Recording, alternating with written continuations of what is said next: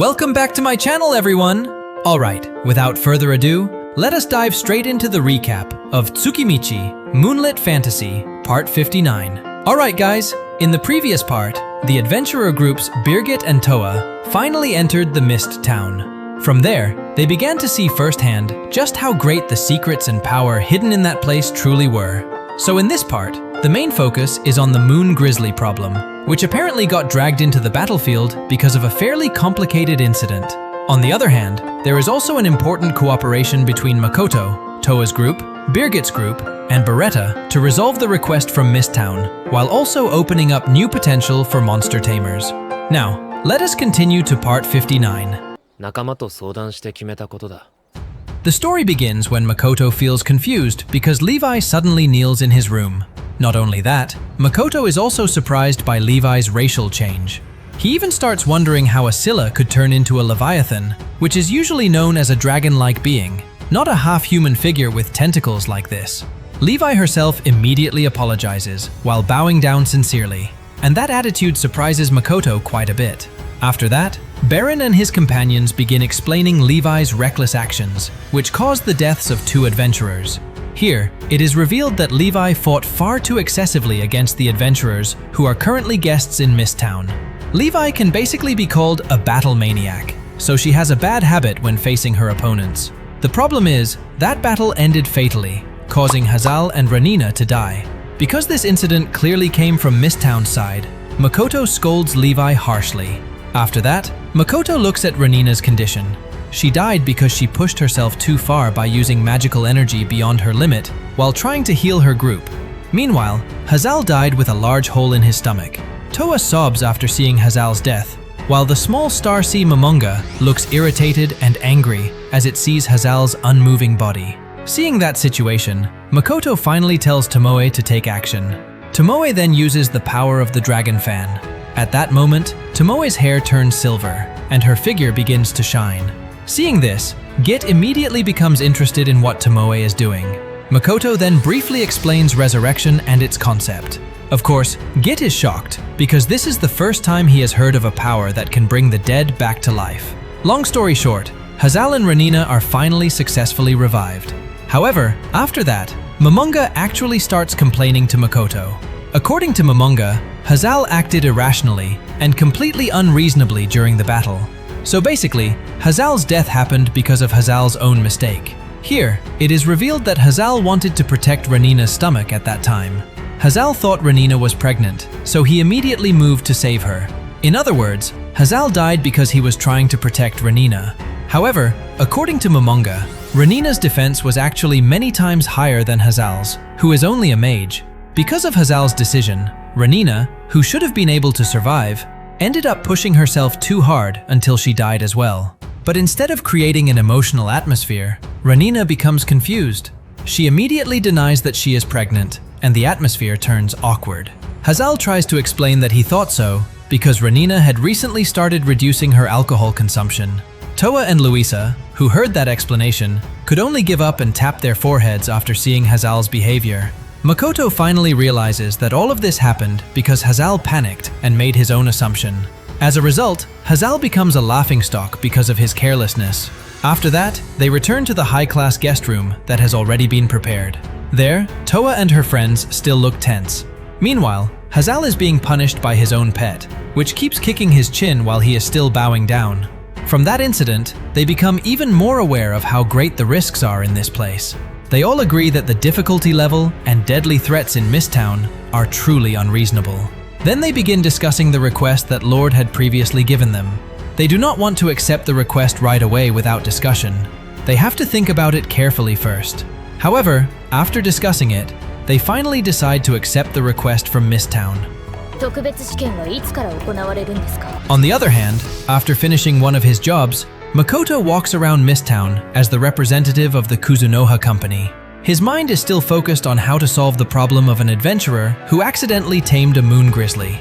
Because this problem is quite sensitive, Makoto decides to ask for help from an adventurer group that has a similar profession to that adventurer. Makoto then goes with Party Birgit to one of the places in Mist Town. Not long after, they arrive at a large cave. There, a giant bear can be seen, and Makoto immediately greets the bear, while Party Birgit waits somewhere else. The bear looks very annoyed because Makoto has just scolded it. Most likely, the bear does not know that Makoto is the leader of this place, so it acts rudely after being scolded. Makoto then begins asking about the bear that had been controlled. To Makoto, Moon Grizzly should not be the type of monster that would voluntarily be tamed. Because of that, he begins asking what actually happened until the bear could be controlled. This bear itself is a demonic beast called Moon Grizzly. When asked, Moon Grizzly begins explaining what happened to it. In short, it once got involved in a battle and lost. After that, it ran away to save itself. However, when it woke up, it was suddenly already on the battlefield. Hearing that, Makoto immediately remembers Rembrandt, who previously threw demonic beast crystals onto the battlefield. From those crystals, many beasts appeared, including the Moon Grizzly that got dragged into the war. Makoto then starts wondering how a Moon Grizzly from Misttown could suddenly end up on the battlefield like that. Because of that, he wants to investigate this matter further. Makoto keeps asking Moon Grizzly questions. He wants to know who made the bear get carried into the battlefield. Moon Grizzly does not know that person's identity, but it clearly remembers the smell of the person who brought it there. Makoto immediately understands. Actually, he wants Moon Grizzly to forget its grudge against that adventurer and return to living peacefully in the forest. However, seeing Moon Grizzly's attitude, it seems the bear will not be satisfied before meeting that adventurer directly. After all, that adventurer brought Moon Grizzly away while it was sleeping soundly, then suddenly made it end up on the battlefield.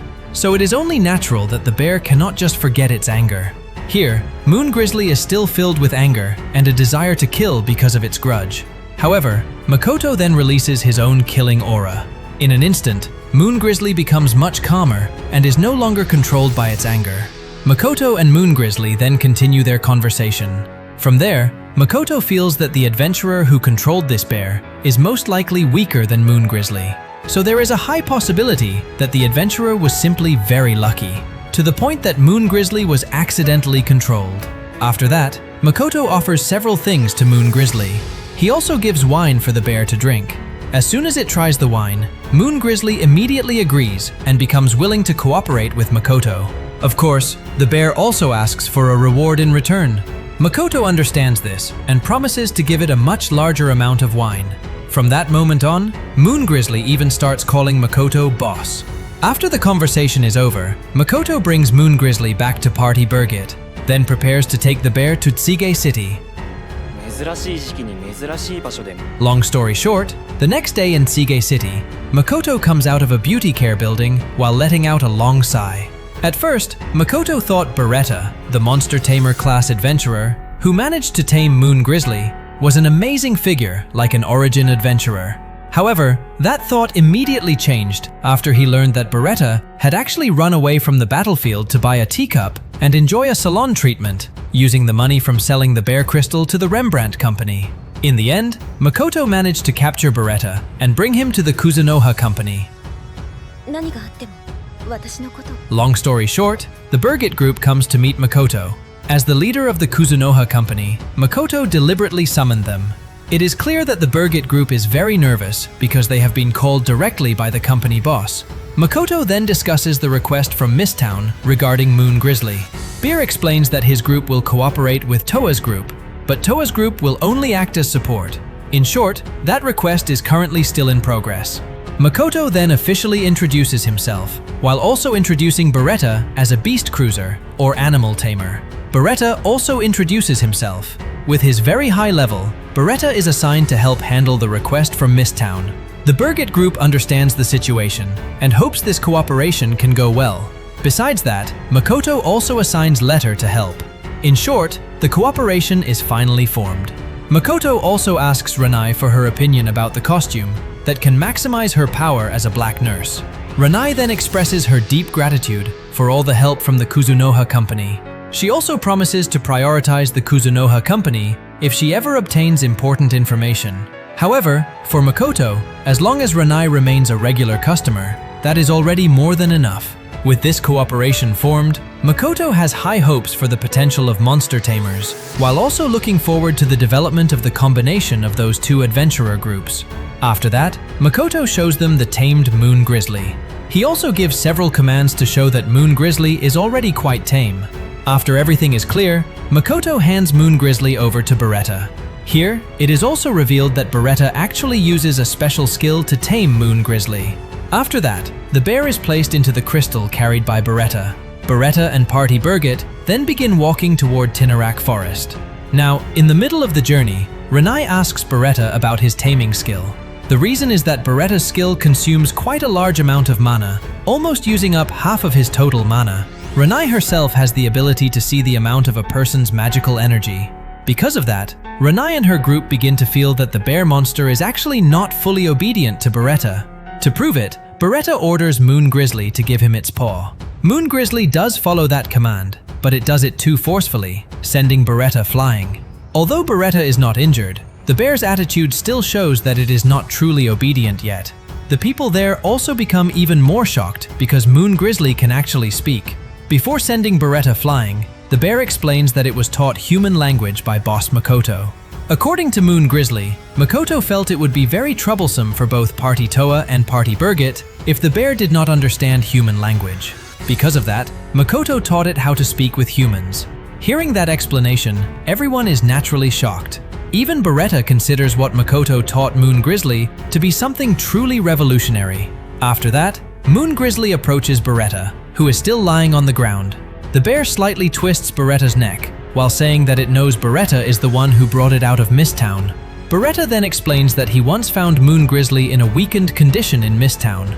At that time, Beretta tried to control it, and it actually worked. However, because Moon Grizzly is a monster that is extremely difficult to control, Beretta eventually gave up and intended to let the bear go. The problem is, before he could release Moon Grizzly, Beretta was instead asked to join the war against Ion. That is how Moon Grizzly ended up being summoned to the battlefield. Beretta sincerely apologizes for everything that happened, and Moon Grizzly nods as if it understands his explanation. However, not long after that, the bear becomes angry again for another reason. It is annoyed because Beretta put it inside an ugly and extremely cramped crystal. According to Moon Grizzly, if Beretta wants to put it inside a crystal, he should at least choose a good crystal and a more spacious place. Not only that, Moon Grizzly is also angry because Beretta gave it the name Tiara. In fact, the bear is a very strong young male. Hearing that, everyone there is naturally shocked. So, that is the recap of part 59 from Tsukimichi, Moonlit Fantasy. What do you think? Pretty interesting, right? In the middle of the Moon Grizzly problem, which apparently got dragged into the battlefield because of a complicated incident, Makoto still remains calm and builds a new cooperation between Toa's group, Birgit's group, and Beretta. For now, it feels like there is nothing else that needs to be explained, because everything is already heading toward new developments from Misttown and the potential of monster tamers in the next part.